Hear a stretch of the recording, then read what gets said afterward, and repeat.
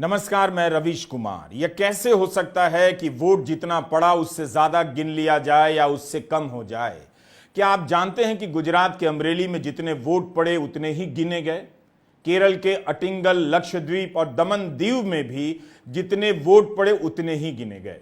केवल इन्हीं 4 सीटों पर इस तरह की बराबरी रही है। बाकी हर जगह या तो वोट कम गिना गया या ज्यादा गिना गया है। एडीआर का कहना है कि 538 सीटों पर वोटों की गिनती में अंतर है।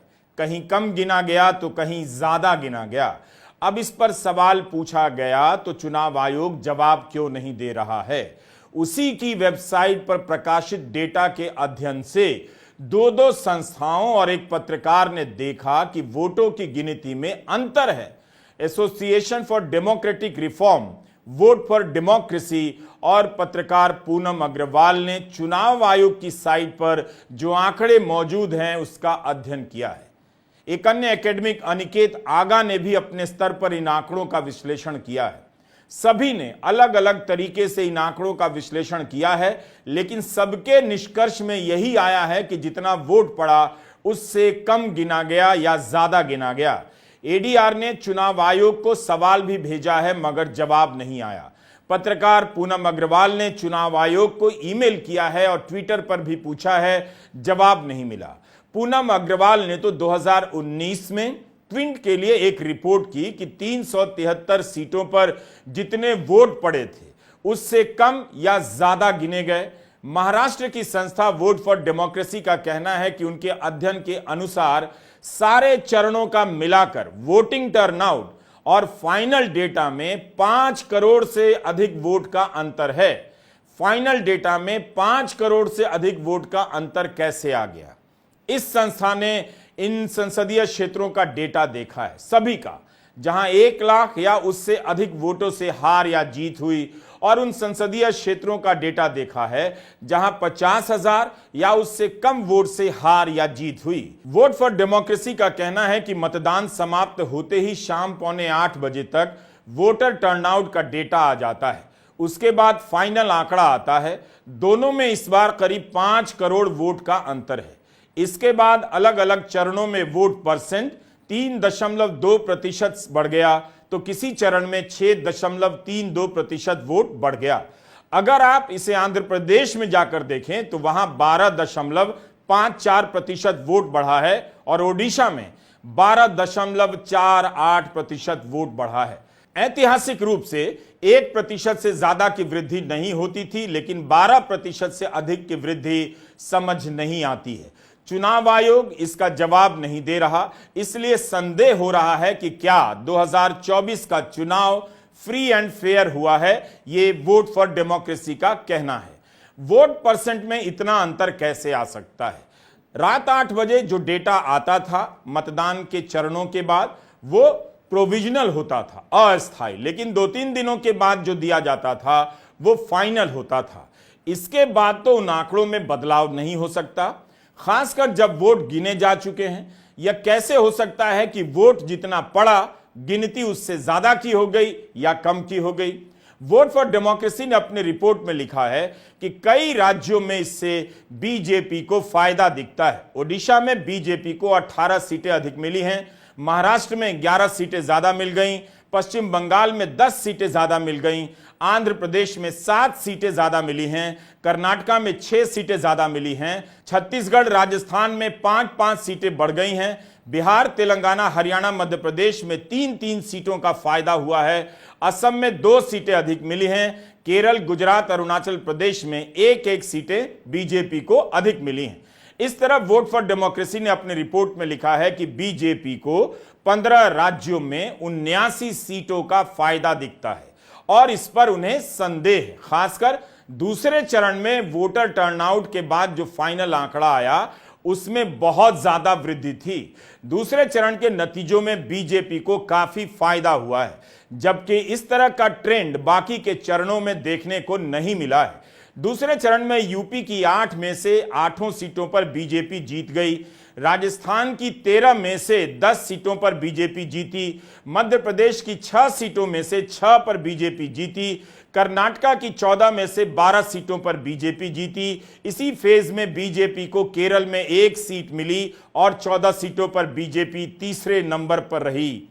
वोट फॉर डेमोक्रेसी का कहना है कि अगर मतदान के दिन जो टर्नआउट का आंकड़ा दिया गया है और उसके अगले कुछ दिनों के बाद फाइनल नंबर दिया गया है, उसमें 5 करोड़ से अधिक का अंतर नहीं आता तो बीजेपी 76 सीटों पर हार भी सकती थी। इसलिए उनके अध्ययन के हिसाब से गड़बड़ियों की आशंका है। यह तो काफी गंभीर आरोप है।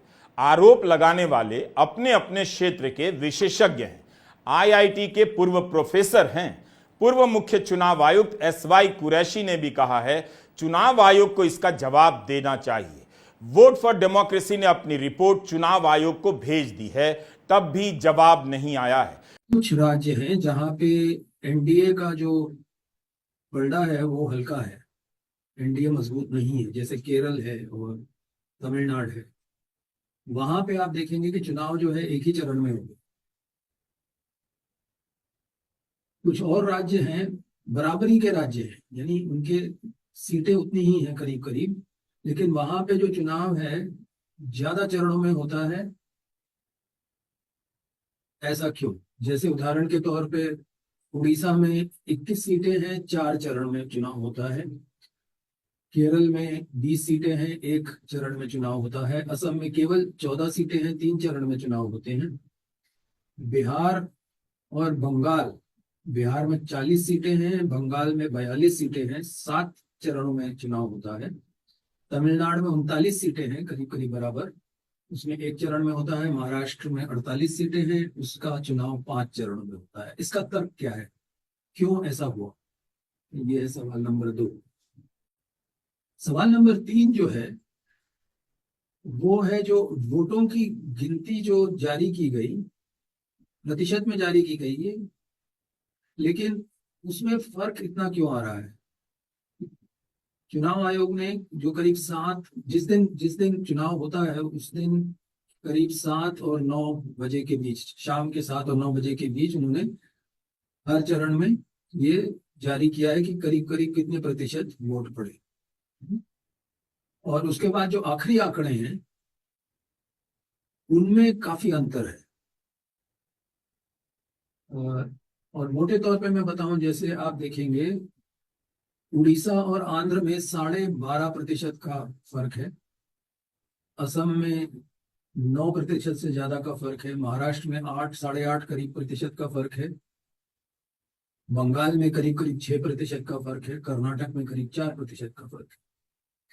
अगर आप इसको वोटों में तब्दील करें तो आप देखेंगे कि औसत निकालें तो देखेंगे कि जैसे उड़ीसा और आंध्र में हर सीट पे करीब करीब 2 लाख वोटों का फर्क है। इसी प्रकार महाराष्ट्र में करीब 2.25 लाख का है। बंगाल में करीब 87,000 का है। तो ये क्यों हुआ, किस लिए हुआ? ये है सवाल नंबर 3। सवाल नंबर 4 ये है कि आपका जो भी, मतलब ये तो वोट पड़ने की बात हुई। अब जब वोट गिनने की बात आती है तो आप देखेंगे कि करीब करीब सभी सीटों पे 500, मेरे ख्याल से 48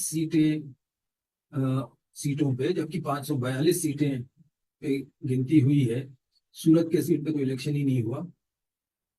तो 548 सीटों में वोट जो पड़े हैं और वोट जो गिने गए हैं उसमें अंतर है। चुनाव आयोग का जवाब देना बहुत जरूरी है और सभी सीटों के हिसाब से जवाब देना चाहिए, एक एक सीट के हिसाब से। तभी आंकड़ों का अध्ययन करने वाले जांच कर पाएंगे कि एक एक सीट पर इस तरह का अंतर क्यों दिखा। अब चुनाव आयोग के पास यह कहने का रास्ता भी नहीं कि उसकी वेबसाइट पर जो वोट हैं, जो आंकड़े हैं और गिने जाने का जो आंकड़ा है वो फाइनल नहीं है, क्योंकि चुनाव के दौरान जब पहले चरण का वोट हो गया, अगले दिन तक डेटा नहीं आया तो लोग बेचैन हो गए, हंगामा मचा और मांग की जाने लगी कि वोट का डेटा, टर्नआउट का डेटा क्यों नहीं आ रहा। 11 दिनों के बाद डेटा दिया गया तो उसे फाइनल नहीं माना जाएगा, माना ही जाएगा। जब ईवीएम में वोट डाला जाता है तो उससे पहले 50 वोट अभ्यास के तौर पर डाले जाते हैं, लेकिन यहां तो वोट का अंतर 50 से भी ज्यादा है, कहीं कहीं तो 10,000 है। तो यह बहाना भी नहीं चलेगा कि मॉक वोटिंग का यह सब नंबर है। एडीआर ने भी आयोग के डेटा का अध्ययन किया है।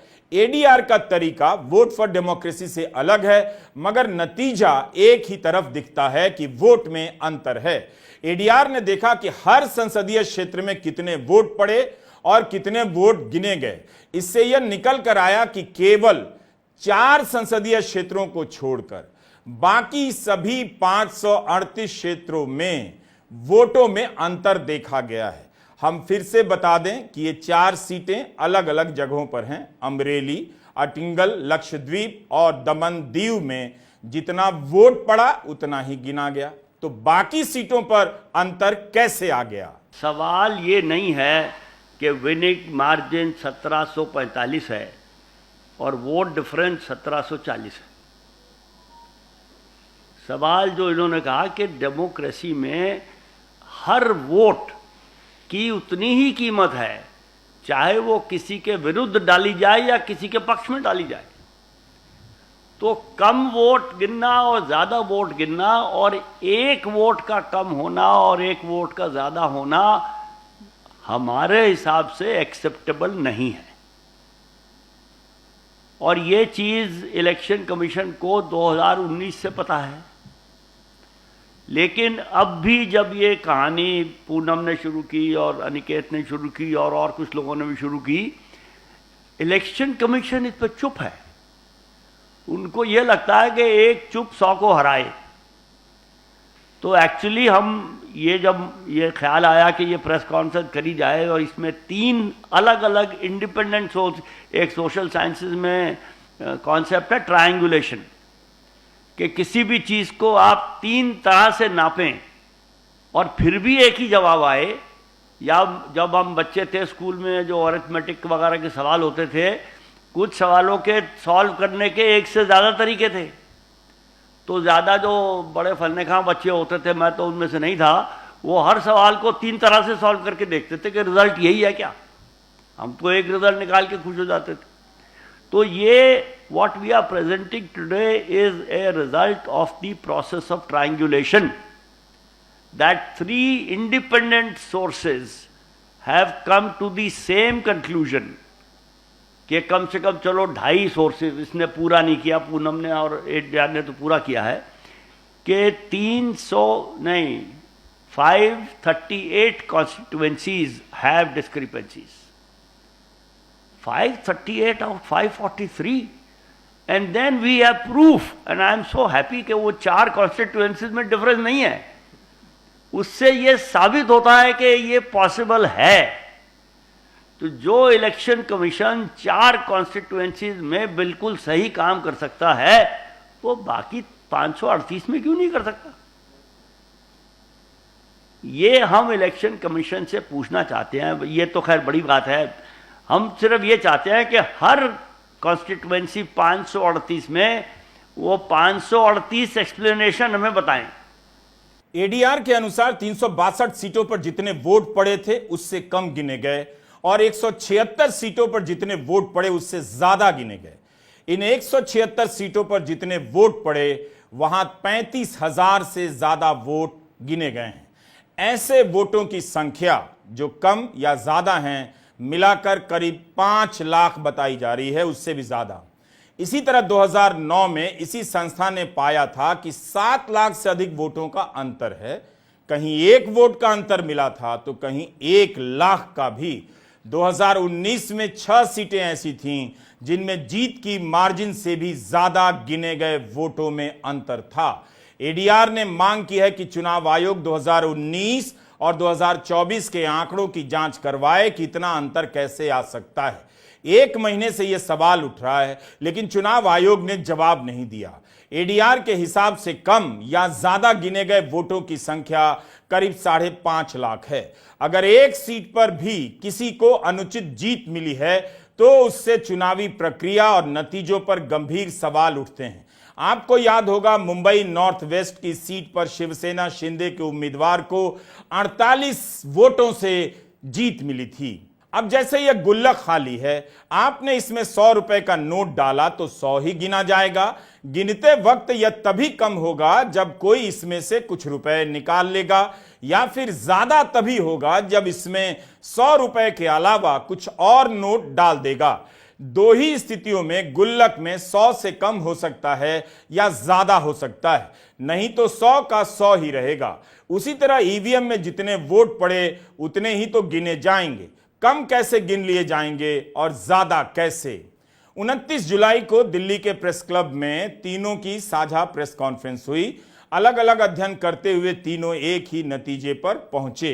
वोट फॉर डेमोक्रेसी, एडीआर और पूनम अग्रवाल के 363 संसदीय क्षेत्रों में जितने वोट पड़े थे उससे कम वोटों की गिनती हुई। 176 संसदीय क्षेत्र ऐसे हैं जहां जितने वोट पड़े थे उससे ज्यादा की गिनती हुई।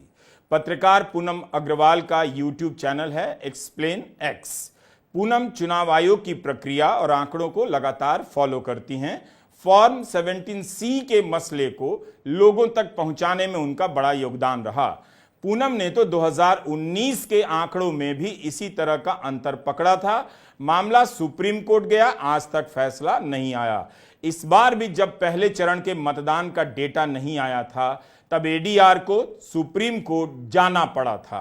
2019 में जब मैंने ये पहली बार रिपोर्टिंग की थी इस मैटर पे, जहाँ पर डिस्क्रिपेंसी आई थी, उस समय जो डेटा अवेलेबल था ऑनलाइन, जो ईसीआई ने डाला था ऑफिशियली, और उसमें उन्होंने कहा था कि this is the final voter turnout data, 4 phases का डाला था। तो 4 फेजेस का मैंने मैच करने की मतलब ऑफ कोर्स टैली किया, तो उसमें से 373 में डेटा मैच नहीं किया, तो उसमें मैंने रिपोर्टिंग भी की थी।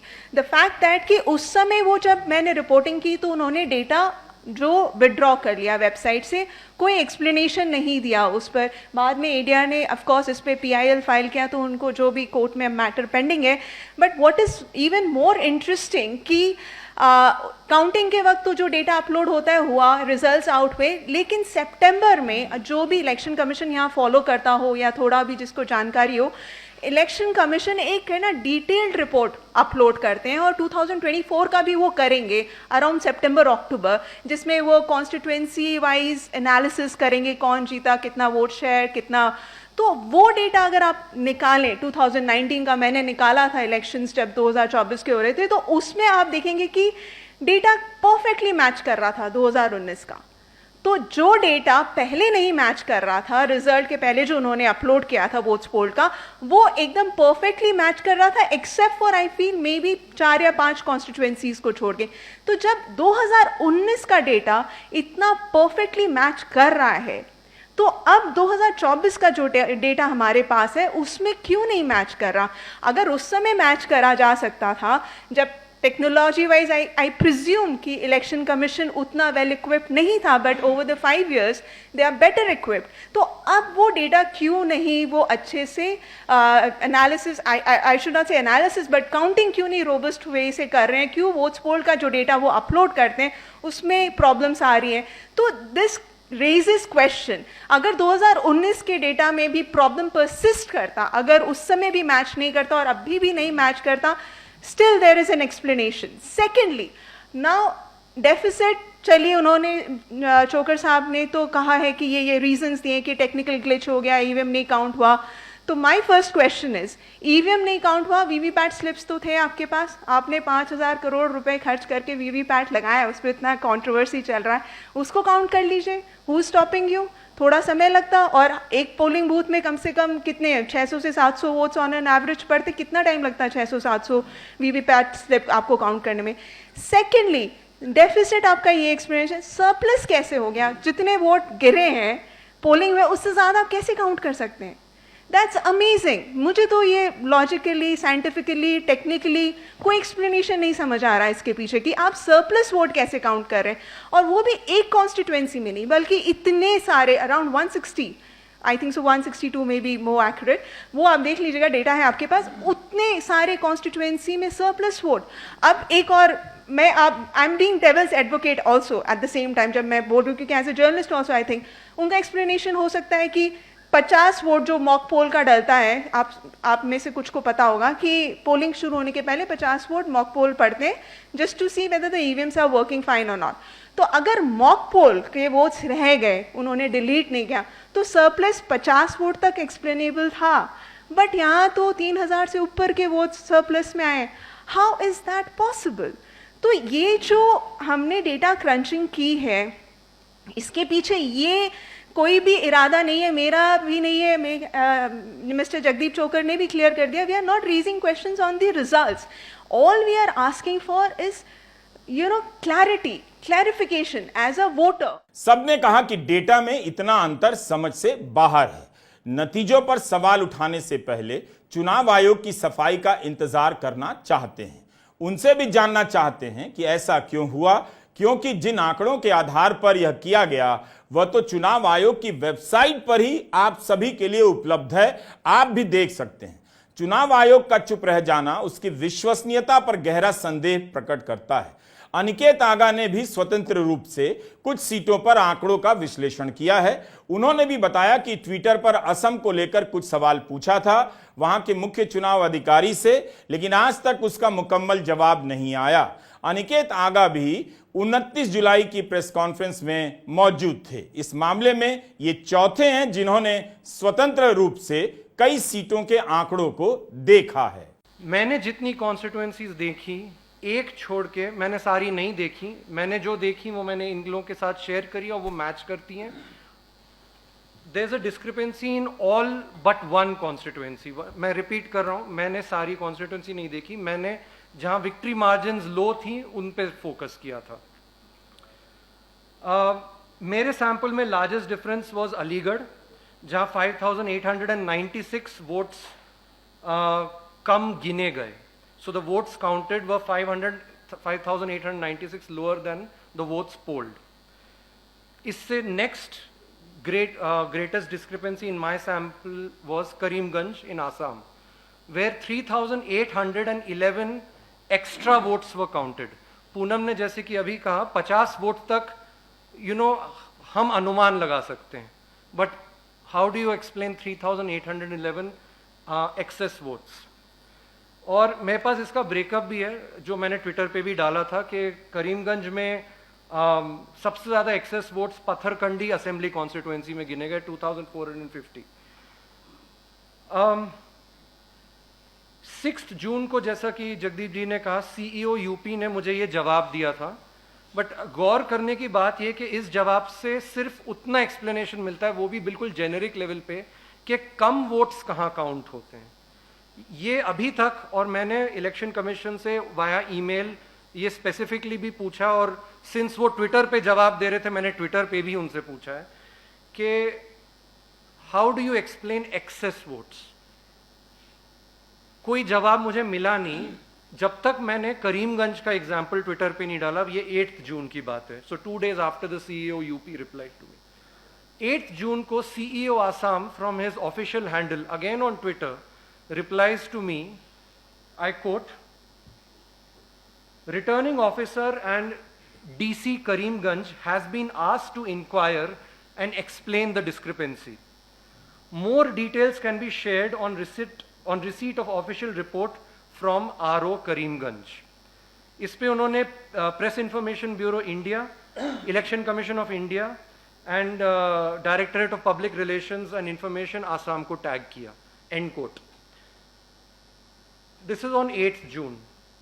I have written to both the returning officer at Karimganj and the CEO of Assam. Today is 29 July. They have gone completely quiet.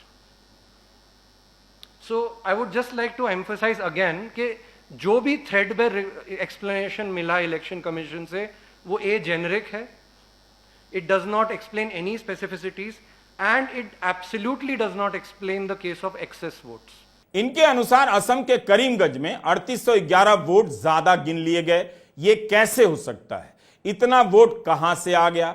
Tamil Nadu के तिरुवल्लुर में तो 16,791 वोट ज्यादा गिने गए, असम के कोकराझार में 10,700 वोट ज्यादा गिने गए और ओडिशा के ढेंकनाल में 9,427 वोट ज्यादा गिने गए। चुनाव आयोग को जवाब देना चाहिए, बताना चाहिए। आपको याद होगा, चुनाव के बाद जब सांसदों ने शपथ ली तब अखिलेश यादव से लेकर महुआ मोइत्रा तक ने चुनाव आयोग की विश्वसनीयता और भूमिका पर सवाल उठाए थे और इशारों में काफी कुछ कह दिया था। The Election Commission of India. The speech expresses gratitude to the ECI for conducting the largest election in the world. With all humility, with no intent to denigrate the office of what used to be the august constitutional body of this land, let us as members of this opposition put on record that we won in spite of the EC, not because of it. The commissioners chosen by a government-dominated panel in willful disobedience of the Supreme Court turned a deaf ear to the most egregious violations of the Model Code of Conduct by the ruling party, by the Honorable Prime Minister with his hate-filled speeches and his divisive religion-based rhetoric. This country has been ashamed and disgusted by the language used against minorities during this campaign. This election will go down in history where an eager and compliant election commission turned a blind eye and a deaf ear against the excesses of the ruling party when the MCC was in effect. Opposition leaders were arrested, party accounts were frozen, ED and CBI even came into our election offices with impunity. Ultimately, the voters took charge and they said, "बहुत हो गया." Model of conduct जब चुनाव हुआ, लागू हुआ, तो उस समय मैंने देखा कि कुछ लोगों पर मेहरबान रही सरकार और कमीशन भी। कई मैं बहुत डिटेल में नहीं जाना चाहता हूं अध्यक्ष महोदय, लेकिन कहीं ना कहीं प्रश्न उस संस्था पे भी लगा है और अगर उस संस्था पे प्रश्न लगा है तो लगाने वाली सरकार की वजह से लगा है। इसलिए अगर निष्पक्ष होगी वो संस्था तो न केवल हमारा लोकतंत्र स्वस्थ होगा बल्कि हमारे लोकतंत्र और मजबूत दुनिया में दिखाई देगा। अध्यक्ष महोदय, ईवीएम पे मुझे कल भी भरोसा नहीं था, आज भी नहीं भरोसा। मैं 80 की 80 सीट जीत जाऊं तब भी नहीं भरोसा। और मैंने अपने चुनाव में कहा था अध्यक्ष महोदय, ईवीएम से जीत करके ईवीएम हटाने का काम करेंगे। न ईवीएम का मुद्दा मरा है, न जाएगा खत्म। जब तक ईवीएम नहीं हटेगी हम समाजवादी लोग उस बात पर अड़ग रहेंगे। सीएसडीएस और लोक नीति ने भी अपने सर्वे में पाया है कि 28% लोगों ने आयोग के प्रति भरोसा जताया है। जो लोग सर्वे में शामिल थे उनमें से 28% लोगों को ही चुनाव आयोग पर भरोसा है। सन 2000 की तुलना में 2024 में भारी गिरावट आई है। चुनाव आयोग को अपनी विश्वसनीयता की चिंता करनी चाहिए। इलेक्ट्रॉनिक वोटिंग मशीन को लेकर जब भी सवाल उठता है आयोग आक्रामक हो जाता है, लेकिन यहां तो उसकी वेबसाइट पर मौजूद आंकड़ों को लेकर सवाल पूछा जा रहा है कि जितने वोट पड़े उससे कम या ज्यादा कैसे गिने गए और वोटर टर्नआउट और फाइनल डेटा में 12% का अंतर कैसे आ गया। इसे इस क्षेत्र के विशेषज्ञों के ऑडिट के लिए उपलब्ध कराया ही जाना चाहिए। सवाल ये नहीं है कि विनिंग मार्जिन 1745 है और वोट डिफरेंस 1740 है। सवाल जो इन्होंने कहा कि डेमोक्रेसी में हर वोट की उतनी ही कीमत है, चाहे वो किसी के विरुद्ध डाली जाए या किसी के पक्ष में डाली जाए। तो कम वोट गिनना और ज़्यादा वोट गिनना और एक वोट का कम होना और एक वोट का ज़्यादा होना हमारे हिसाब से एक्सेप्टेबल नहीं है। चुनाव के दौरान आयोग को लेकर जितने भी सवाल उठे उसे हमने विस्तार से कवर किया है और सारे वीडियो हमारे YouTube channel Ravish Kumar official पर उपलब्ध हैं। चुनाव आयोग ने पूरे चुनाव के दौरान 2 ही प्रेस कॉन्फ्रेंस की, उस पर भी हमारी रिपोर्ट है। इस चुनाव में तो यह भी आरोप लगा कि आयोग हर चरण के बाद प्रेस कॉन्फ्रेंस नहीं कर रहा है। मुंबई में आरोप लगा कि मतदान के दिन प्रक्रिया धीमी हो गई। कई लोगों ने हैरानी जताई और अब तीन रिपोर्ट आपके सामने है जो वोटों की गिनती के आंकड़ों को लेकर सवाल उठा रहे हैं। आयोग को चालू मुहावरों या जुमलों में या पुराने पढ़ चुके शायरों के शेरों के सहारे नहीं, बल्कि एक एक संसदीय क्षेत्र के आंकड़ों के आधार पर जवाब देना चाहिए और बताना चाहिए कि जहां 1 लाख वोट पड़ा है वहां 90,000 की गिनती किस हिसाब से हुई, 10,000 वोट कहां गया, या 1,10,000 की गिनती कैसे हो गई, 10,000 का वोट कहां से आ गया। नमस्कार, मैं रवीश कुमार।